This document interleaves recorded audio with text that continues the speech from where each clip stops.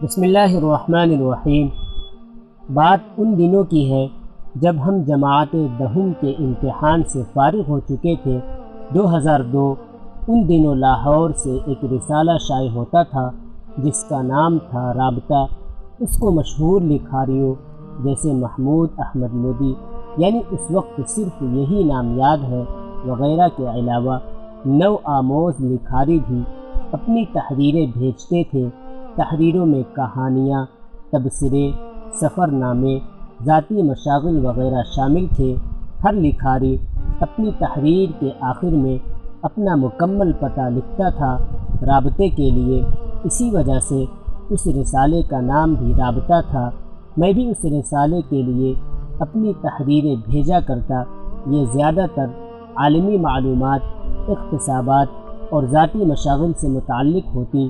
اپنی ایک تحریر میں لکھا تھا، مجھے تتلیاں اور پھول پسند ہیں، بارش میں گھومنا اچھا لگتا ہے، گنے چوسنا اور گڑ کھانا پسند ہے، دریائے سوات میں تیراکی کرنا اور مچھلیاں پکڑنا پسند ہے، مختلف لوگوں سے ملنا شوق ہے، مجھے زندگی اچھی لگتی ہے اور زندہ رہنا اچھا لگتا ہے۔ ایک دن مجھے ایک خط ملا۔ یہ لاہور کی ایک لڑکی کی طرف سے تھا جس کا نام ندا عالم تھا۔ اپنے خط میں اس نے لکھا تھا، میگزین میں آپ کی تحریریں بہت شوق سے پڑھتی ہوں، آپ جس طرح پھولوں اور تتلیوں کی باتیں کرتے ہیں مجھے بہت اچھا لگتا ہے، میری خواہش ہے آپ سے قلمی دوستی کر لوں۔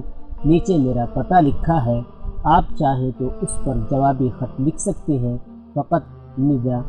خط پڑھ کر میں جیسے ہواؤں میں اڑنے لگا۔ زندگی میں ایسا پہلی بار ہوا تھا جب کسی لڑکی نے دوستی کی آفر کی تھی۔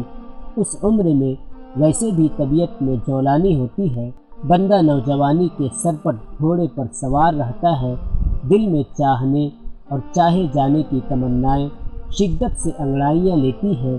مجھے ایک بہترین لو اسٹوری پروان چڑھتی نظر آ رہی تھی۔ فوراً کاغذ قلم اٹھایا اور خط لکھنے بیٹھ گیا۔ یہ آپ کی مہربانی ہے کہ میری تحریریں آپ کو پسند آ گئی، ورنہ ان میں ایسا خاص کچھ نہیں۔ نہ میری اردو اتنی اچھی ہے، نہ ہی میرے پاس ذخیرہ الفاظ ہے، بس تھوڑی سی کوشش کر کے کچھ نہ کچھ لکھتا رہتا ہوں۔ آپ کا خط پڑھ کر نہایت خوشی ہوئی۔ آپ نے قلمی دوستی کی خواہش کا اظہار کیا ہے تو اسے میں اپنی خوش قسمتی سمجھوں گا۔ آج سے ہماری دوستی شروع، فقط عابد خان۔ خط پوسٹ کر کے میں دن گننے لگا کہ کب جواب آتا ہے۔ یاد رہے یہ سن 2002 کا واقعہ ہے۔ ان دنوں موبائل نہیں تھا، ٹیلی فون خاص گھروں میں تھا۔ رابطے کا زیادہ تر ذریعہ خط و کتابت تھا۔ تقریباً 15 دن بعد اس کا خط آیا۔ یہ پہلے خط کی نسبت تھوڑا طویل تھا۔ اس میں ندا نے اپنے بارے میں تفصیل سے لکھا تھا۔ وہ اپنے والدین کی اکلوتی اولاد تھی۔ اس نے اردو ادب میں ماسٹر کیا تھا۔ آج کل وہ گھر پہ اپنی والدہ کے ساتھ ہوتی تھی۔ اس کے والد پنجاب بیوروکریسی میں ایک اہم پوسٹ پر کام کر رہے تھے، وغیرہ وغیرہ۔ خط میں اس نے مجھے تقاضا کیا تھا کہ میں بھی اسے اپنے بارے میں بتاؤں۔ میں نے اسے اپنے بارے میں تفصیل سے لکھا۔ اسی طرح ہماری خط و کتابی چلتی رہی۔ ایک خط میں اس نے پوچھا تھا، آپ اتنے خوش اور مطمئن کیسے ہیں؟ کیا آپ کی زندگی میں کبھی کوئی غم نہیں آیا ہے؟ میں نے لکھا، مجھے نہیں پتہ غم کسے کہتے ہیں، میرا کبھی غم سے واسطہ ہی نہیں پڑا، چونکہ میں طالب علم تھا۔ ان دنوں گھر کی ذمہ داری کوئی نہیں تھی، اس لیے زندگی پرسکون تھی۔ ہمارے تعلق کو تقریباً 2 سال ہو گئے تھے۔ ان 2 سالوں میں ہماری دوستی خوب پروان چڑھی تھی۔ میں اپنی ہر بات اس سے شیئر کرتا تھا اور اس نے بھی مجھ سے ہر بات شیئر کی تھی، سوائے ایک کے۔ وہ ایک بات اس کی زندگی سے بہت گہرا تعلق رکھتی تھی، لیکن یہ بات اس نے مجھ سے چھپائی تھی، مگر ایک دن اس نے وہ بات بھی بتا دی۔ اس بار جب اس کا خط آیا تو نہایت ہی طویل تھا۔ اس نے بتایا، آج وہ مجھے کچھ ایسی باتیں بتانے والی ہے جو اس نے کسی سے نہیں کی ہے۔ اس نے لکھا تھا، اس دنیا میں میرا کوئی دوست نہیں ہے، سوائے آپ سے قلمی تعلق قائم کرنے سے پہلے مجھے دنیا کے تمام مردوں سے نفرت تھی سوائے اپنے والد کے۔ میں مردوں کو نہایت خود غرض سمجھتی تھی۔ اصل بات یہ تھی کہ کچھ سال پہلے میرے والدین نے میری منگنی کر دی تھی میرے کزن سے، وہ بھی سول سرور تھا۔ یہ رشتہ ہم دونوں کے والدین کی مرضی سے ہوا تھا، لیکن ہم دونوں بھی اس رشتے سے بہت خوش تھے۔ علی شیر ایک بہت ہی پرکشش شخصیت کا حامل لڑکا تھا۔ وہ میرا بہت خیال رکھتا تھا۔ والدین کی اجازت سے کبھی کبھی ہم گھومنے نکل جاتے تھے۔ مجھے شاہی قلعہ بہت اچھا لگتا تھا۔ وہاں جا کر جیسے اس منظر میں کھو جاتی تھی۔ مغل درباروں کا سارا منظر جیسے میری آنکھوں کے سامنے آ جاتا تھا۔ ہم گھنٹوں گزارتے، پھر لوٹ کر گھر آ جاتے۔ پھر ایسا ہوا کہ کچھ دن سے میری طبیعت خراب رہنے لگی۔ اکثر کھڑے کھڑے چکر آ جاتے، ہلکا ہلکا بخار رہتا، کمزوری محسوس ہوتی اور سانس پھولنے لگتا۔ مقامی ڈاکٹر سے چیک اپ کروایا لیکن فرق نہیں پڑا۔ پھر والد مجھے شوکت خانم لے گئے۔ وہاں پر میرے ٹیسٹ کیے گئے تو یہ خوفناک انکشاف ہوا کہ مجھے بلڈ کینسر ہے، اور وہ بھی آخری سٹیج پر۔ یہ انکشاف کسی قیامت سے کم نہیں تھا۔ ہماری تو دنیا اندھیر ہو گئی۔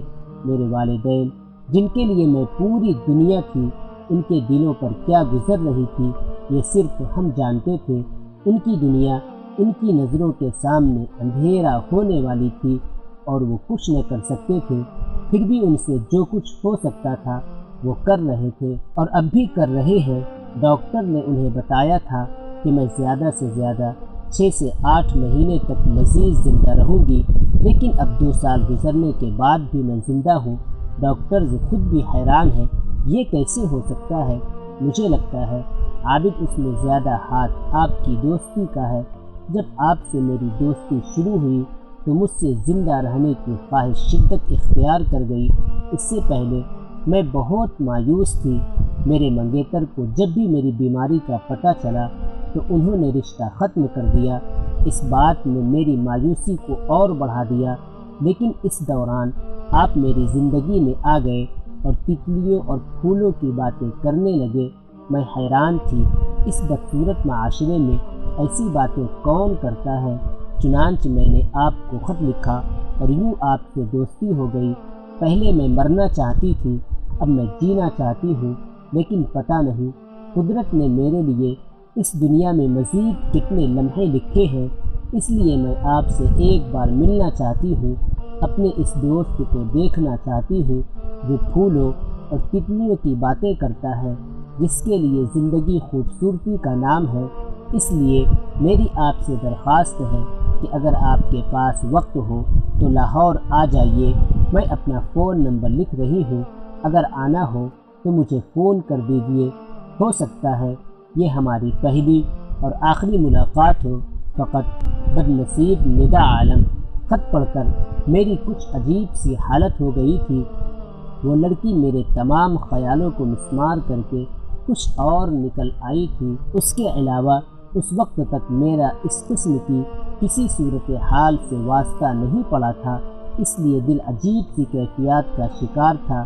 مجھے اس لڑکی سے بے پناہ ہمدردی محسوس ہو رہی تھی جو اتنی سی عمر میں موت کے منہ میں جا رہی تھی۔ ذہن یہ ماننے کو تیار ہی نہیں تھا وہ اس دنیا سے جا رہی ہے۔ 2 دن تک عجیب سی کشمکش کا شکار رہا۔ تیسرے دن PCO جا کر اس نمبر پہ کال کی۔ تھوڑی دیر گھنٹیاں بجنے کے بعد کسی نے فون اٹھایا اور ہیلو کہا۔ میں نے سلام کیا اور ندا عالم سے بات کرنے کی خواہش ظاہر کی۔ وہاں سے میرا نام پوچھا گیا۔ میں نے اپنا نام بتایا۔ جواب آیا، وہی ندا ہے۔ ابھی تک ہماری صرف خط کتابت کے ذریعے ہی بات ہوئی تھی۔ براہ راست بات کرنے کا یہ پہلا موقع تھا، اس لیے دونوں جھجک رہے تھے۔ بہرحال سلام دعا کے بعد اسے بتایا پرسوں لاہور آ رہا ہوں۔ اس نے کہا روانہ ہونے سے پہلے فون کر لو، وہ بس اڈے آ جائے گی۔ اور یہ لاہور کا شاہی قلعہ تھا۔ ہم تینوں قلعے کے ایک پرسکون گوشے میں بیٹھے تھے۔ اس کے ساتھ ایک اور سہیلی بھی تھی، وہ دیکھنے میں ہی بیمار لگ رہی تھی۔ آنکھوں کے گرد حلقے پڑ گئے تھے اور رخساروں کی ہڈیاں باہر کو ابھر آئی تھیں۔ وہ لوگ اپنے ساتھ کھانے پینے کی چیزیں لائے تھے۔ پہلے کچھ ہلکا پھلکا ناشتہ کیا گیا، اس کے بعد اس کی دوست ہم دونوں کے علیحدگی میں بات کرنے کا موقع دے کر وہاں سے چلی گئی، حالانکہ اس کی ضرورت نہیں تھی۔ تھوڑی دیر تک دونوں خاموش رہے، پھر اس نے باتوں کا آغاز کیا۔ کہا، عابد، مجھے خوشی ہے کہ آپ نے میری آخری خواہش پوری کی اور یہاں آئے۔ میں نے کہا، ایسا مت کہیں، اللہ آپ کو لمبی زندگی دے۔ اس کے ہونٹوں پر ایک پھیکی سی مسکراہٹ پھیل گئی جس میں پوری زندگی کا درد محسوس کیا جا سکتا تھا۔ اس مسکراہٹ میں اتنا درد تھا، مجھے اپنا دل کٹتا ہوا محسوس ہوا۔ بہرحال اس نے اپنی پچھلی زندگی کے متعلق باتیں شروع کی جن میں زیادہ تر مجھے پہلے ہی سے معلوم تھی۔ وہ بولتی رہی اور میں سنتا رہا، حتیٰ کہ شام کے سائے پھیلنے لگے۔ اس نے خود ہی کہا کہ بس اب اتنا چاہیے۔ آخری چند باتیں جو اس نے کہی وہ میں یہاں لکھنا چاہوں گا۔ عابد، میری دعا ہے اللہ آپ کو لمبی اور بابرکت عمر عطا کرے۔ آپ نے جس طرح مجھ سے دوستی نبھائی بغیر دیکھے وہ میں کبھی نہیں بھولوں گی۔ مجھے پتہ ہے میرے پاس بہت کم وقت رہ گیا ہے، میری بے رنگ زندگی میں اب اور کچھ نہیں، بس آپ کے ساتھ گزارے ہوئے دوستی کے یہ 2 سال ہیں، یہ میری پوری زندگی کا اثاثہ ہے۔ مجھے لگتا ہے کہ اللہ نے میری محرومیوں کا ازالہ کر دیا ہے۔ آپ جیسے دوست کو میری زندگی میں لا کر میں اللہ تعالیٰ سے دعا کرتی ہوں کہ وہ اگلے جہاں میں بھی میرے اور آپ کے بیچ تعلق قائم رکھے۔ میں آپ سے درخواست کرتی ہوں، آج کے بعد آپ نہ مجھے خط لکھیں گے نہ فون کریں گے، بس ایک اچھے دوست کی طرح مجھے ہمیشہ یاد رکھیں گے۔ میرے لیے دعا کریں، میرا آخری وقت آسان ہو اور اللہ مجھے معاف کر دے۔ اس کے بعد وہ دونوں وہاں سے چلی گئی اور میں اسی رات گاڑی میں بیٹھ کر اپنے گھر واپس آ گیا۔ اس دن کے بعد اس لڑکی کا مجھے کچھ پتہ نہیں چلا، لیکن وہ آج بھی میری یادوں میں زندہ ہے۔ کچھ تعلق بہت جلدی اپنے اختتام کو پہنچ جاتے ہیں، لیکن اس تعلق سے جڑی یادیں ساری زندگی تڑپاتی رہتی ہیں۔ اللہ اس کی قبر کو منور کرے۔